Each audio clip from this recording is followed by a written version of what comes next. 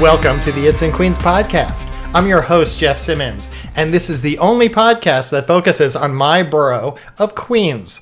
This podcast comes to you each week thanks to the Queens Tourism Council and the Queens Economic Development Corporation.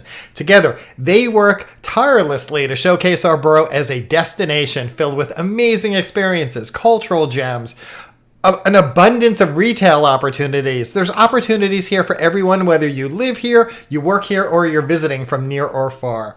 July is known as Disability Pride Month in our country. This month is an opportunity to honor the history, the achievements, and the lives of people with disabilities, and to recognize the importance of full accessibility and inclusion in every community. The month's theme traces its roots to the passage of the Americans with Disabilities Act, what's known as the ADA, back in July 1990. This was a landmark step towards securing civil rights for people with disabilities, and it continues to inspire efforts for greater access and greater representation. Now, this month is about more than just raising awareness. It's about celebrating identity, visibility, and the contributions of disabled people to every aspect of society. It's a call to move beyond accommodation and instead uplift the voices, leadership, and the talents of people with disabilities, ensuring that equity and access are at the center of public life. As we recognize Disability Pride Month, we're reminded that true inclusion doesn't only happen this month. It's an ongoing effort. By embracing and uplifting disability pride, we create stronger, more diverse communities, and we pave the way for future generations to move through the world with confidence and dignity. Now, travel is one area where access and representation are especially vital. For many people, exploring new places can lead to connection, fulfillment, and empowerment. But for people who have disabilities, barriers to travel persist, whether that means navigating physical spaces, finding accurate accessibility information, or confronting outdated attitudes. The push to make travel more accessible is central to the movement for disability inclusion, not just during this month, but all year round. So that's why this week I'm really excited to have Lachhman-Persad, a marketer and educator with 25 years of experience in the travel and tourism industry, join me on this podcast. She's an influential change maker with a powerful focus on positive disability representation of and marketing to people with disabilities and disability inclusion. When she first recognized the total absence of marketing intended to attract disabled visitors to our city, she created accessibletravelnyc.com. And that has a goal of inspiring and empowering people with disabilities and their families to plan and, very importantly, to enjoy their New York visit. Here's that interview. Lachhman-Persad, welcome to the It's in Queens podcast. Hi, good morning, Jeff. Great to be with you. So talk a little about your personal journey and what brought you to Queens. So when I landed here 30 years ago, I landed at JFK. So I'm an immigrant from the Caribbean, Guyana specifically, which is in South America. My aunt lived in Astoria, and I came here to attend college, and I lived with my aunt in Astoria when I first came to America. Wow, I'd love to know what the initial inspiration was to start Accessible Travel NYC, what the initial vision was as well for this. The inspiration behind accessible travel comes from my own personal family. I had been working in travel and tourism for about 20 years and had never seen a person with a visible disability represented in all of the marketing work that I did for all of those years. And about 7 years ago, our family was going through a really difficult time, and we knew we needed to be out in public, in community, to find joys and to help our mental health, to help us what we were dealing with. And I could not figure out what was accessible for us to do here in New York. We couldn't go on a vacation, which is what people typically do when they need a break. And I started looking internally, thinking that New York is one of the world-class destination in the world, and saying, well, if we can travel to go on a vacation to get a break that we need to deal with what it was that we were dealing with, we can enjoy whatever was here in New York City that the whole world comes to see. So I started exploring accessibility from those lenses because my sister Annie is a wheelchair user who was born with cerebral palsy. And when I talk about this, I also have to share that we really didn't live a very public life up until that 7 years ago. We sort of were hidden in our homes because people with visible disabilities aren't often seen out in public, aren't marketed to, aren't given information about accessibility. And so all of these things combined, um, made me try to understand what was accessible for a family to do. And in looking for accessibility, I came across this statistics that it's 1 in 4 person in the United States of America that's disabled, which is about 25% of our population. That was an eye opener for me because as a marketer myself, that was marketing the US as a travel destination. And I had never thought about people with disabilities, knowing that I've had my sister my whole life. I had never thought about sharing accessible information in the marketing work that I've done for so long. And now being in a place where this was such vital information for us to save our lives,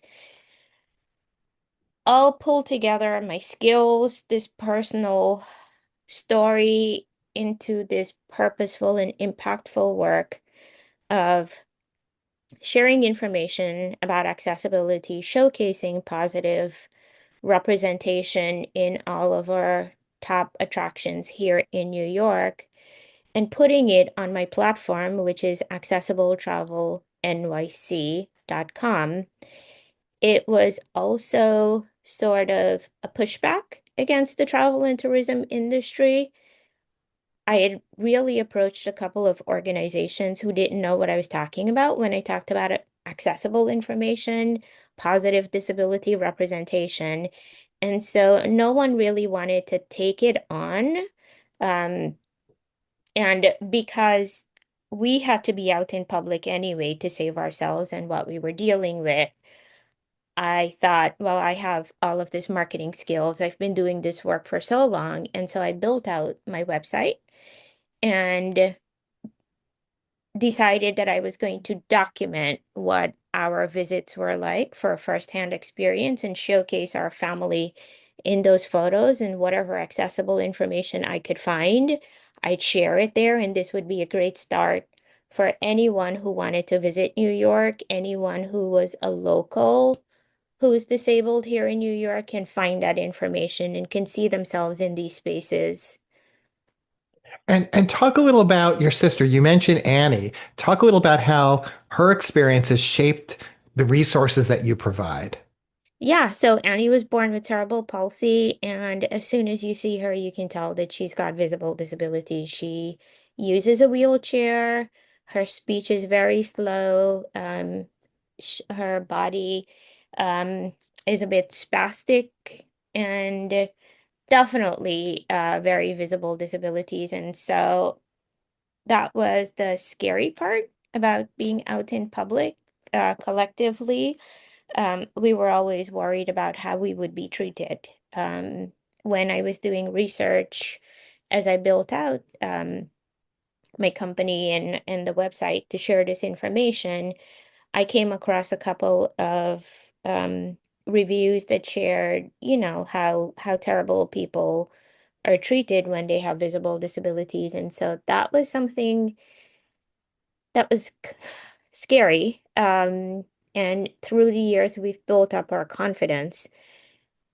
I have non-apparent disabilities as compared to Annie. So I live with chronic pain and vertigo and hearing loss.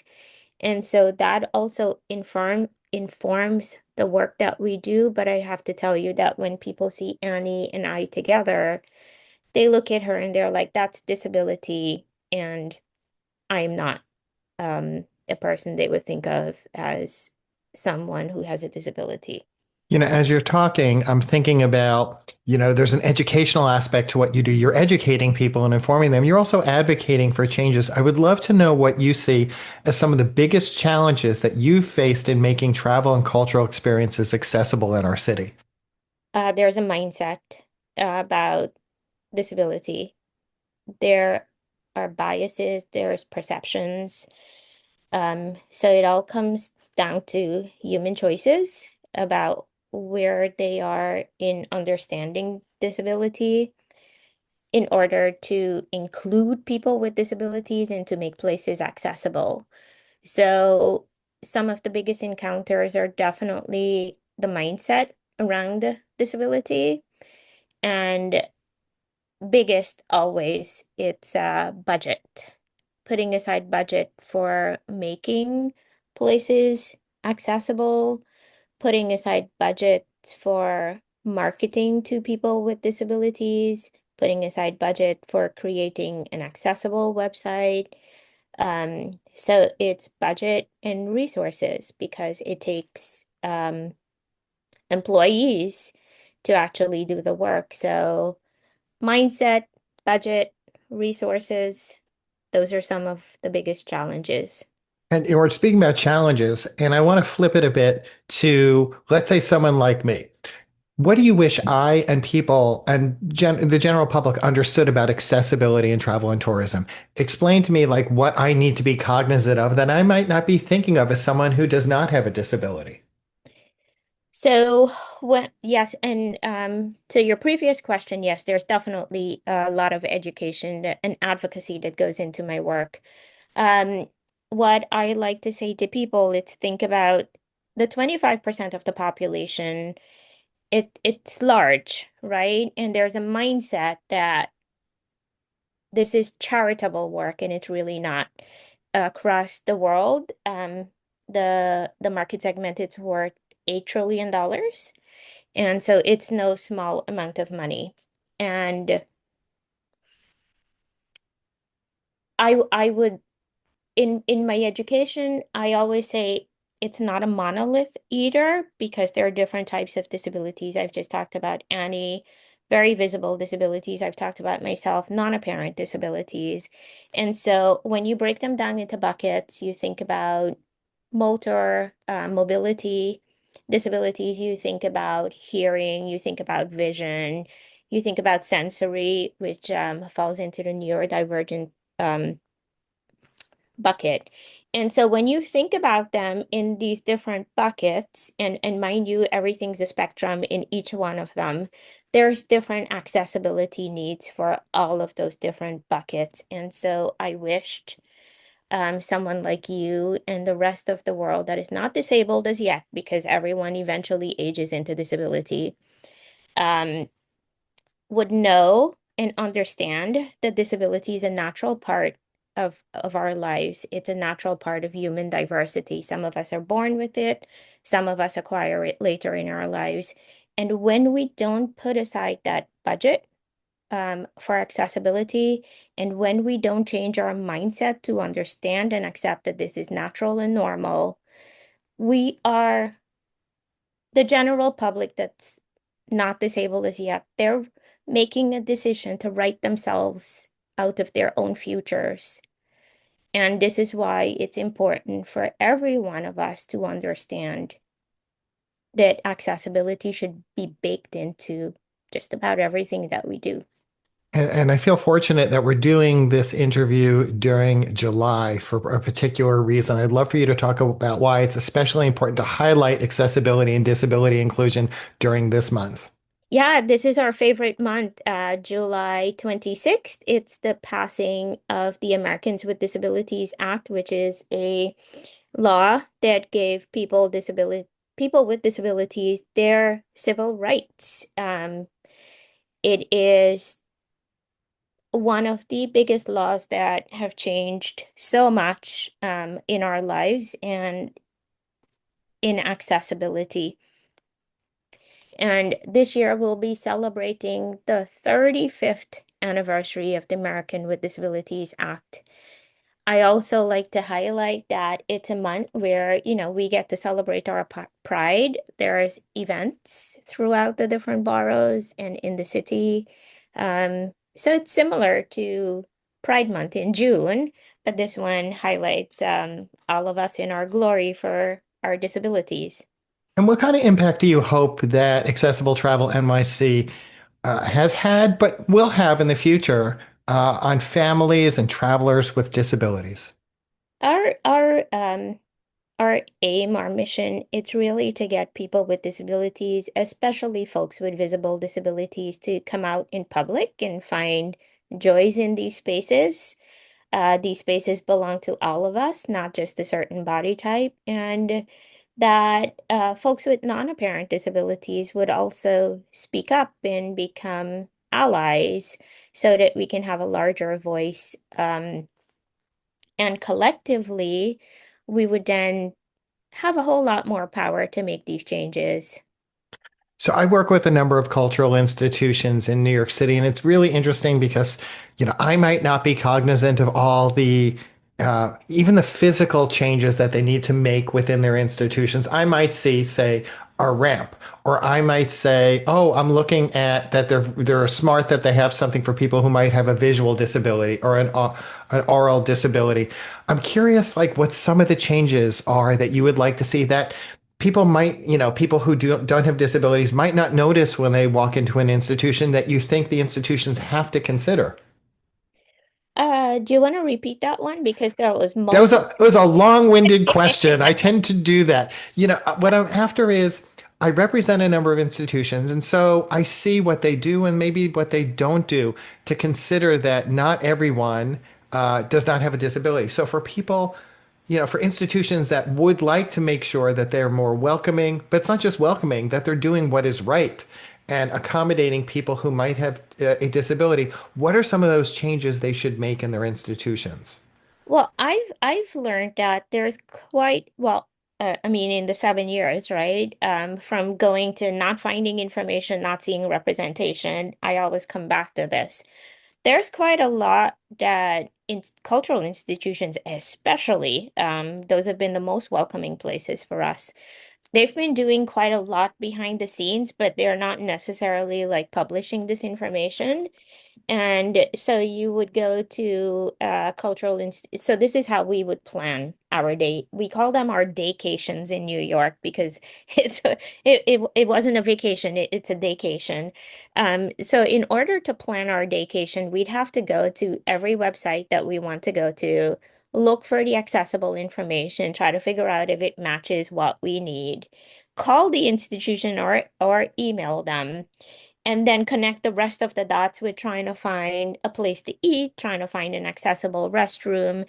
So everything starts online in searches when we're planning. And what happens is that these cultural institutions are thinking, oh, well, I have this program for folks who've got, let's pick a specific kind of disability. Let's say it's a program for families and for someone who has Alzheimer and their caregiver. You might not find that information on their website, and they don't necessarily share it publicly the way they would share some of their other programs. So my biggest take is that programs and accessible information, it's sort of like in a hidden network. Um, like you have to be connected in order to find this. And so that's I think, that's the biggest thing. So, Information. and if you could give a piece of advice to city leaders or tourism professionals about accessibility, what would it be? City leaders. Budget. Budget, budget, budget. Please put aside budget for all of these institutions and for all of the small nonprofits in your neighborhoods. That would be my biggest advice. Carve out some money for them. I also want to say it out loud that when you carve out the money for all of the small nonprofits and all of the cultural institutions in the neighborhoods, not only are you welcoming tourists to all of these places, but you're creating stronger communities. Think about all of the local disabled folks who need to be out in public, need to be out in community, similarly to what our family went through years ago. Tourism leaders, um, make accessibility and disability a priority in your organization. Engage with local disabled folks who are doing the work already and who have the knowledge. And don't silo us into just an accessibility department in your company, because that just does not work out. And before I let you go, I'd love to know what projects or guides, any initiatives you're working on currently that we can look forward to hearing more details about with Accessible Travel NYC in the coming months. Yeah, so we are currently for Disability Pride Month, we are doing our Disability Pride community programming. Um, and while we will not be in Queens this month, we anticipate being in Queens at one of the cultural institutions, finger crossed, hopefully before the year is out. So stay tuned. If anyone is listening here that wants to work with us on our program, please reach out as well. Um, and the other big project working on with Queen's Economic Development this year, it's a conference around accessibility in travel and tourism, and more information will be released soon. Well, I will make sure I get on top of Rob Mackay's case on that one to make sure he gets me details so we could do another podcast just on this to remind our listeners. And please, again, remind our listeners of your website before I let you go. Yeah, so the website, it's www.accessibletravelnyc.com. Lakshmi, I want to thank you so much for appearing here on the It's in Queens podcast. Thanks for having me, Jeff. I'm so glad this is like a little bit like full circle, 30 years, living here, 30 years back with Queens. And when you check out accessibletravelnyc.com, you're going to find a number of New York City-based restaurants and venues that are accessible, including an accessible guide to the Queens Museum. Now, if you're looking for something to do this month or next, we have you covered. That is where Rob Mackay comes in. He's with the QEDC and the Queens Tourism Council, and each and every week he highlights some of the more dynamic events that are happening in our borough. Here's this week's report. Hello, Jeffrey. I'm going to try and talk fast to get two events in this week, okay? Number one is the 46th Annual Thunderbird Native American Powwow at Queens County Farm Museum. This goes on all weekend. It starts on Friday. You can go Saturday and Sunday as well. It's the center of attention, we'll say, is a friendly dance competition among several dozen of the Indian nations, including the Cherokee, Choctaw, Hopi, Matinacock, Navajo, Shinnecock, Taino, Winnebago, et cetera, et cetera, et cetera. They'll all come by and dance and explain what the dances are and all that. But attendees will also enjoy an arts and crafts market. I've been before and got great stuff. Bonfires on two of the nights, drumming circles, and food. Buffalo burgers would be one of the options. And there's something called fry bread, which I would also recommend.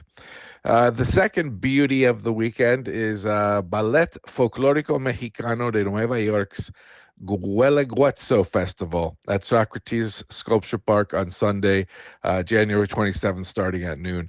This basically consists of 6 hours of traditional costumes, music, singing, dance, food, masks, gift giving.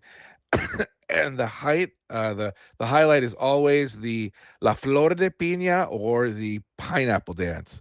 Just the costumes is great, and then everything else just turns it into a magical moment. The Gualeguetzo festival comes from Oaxaca.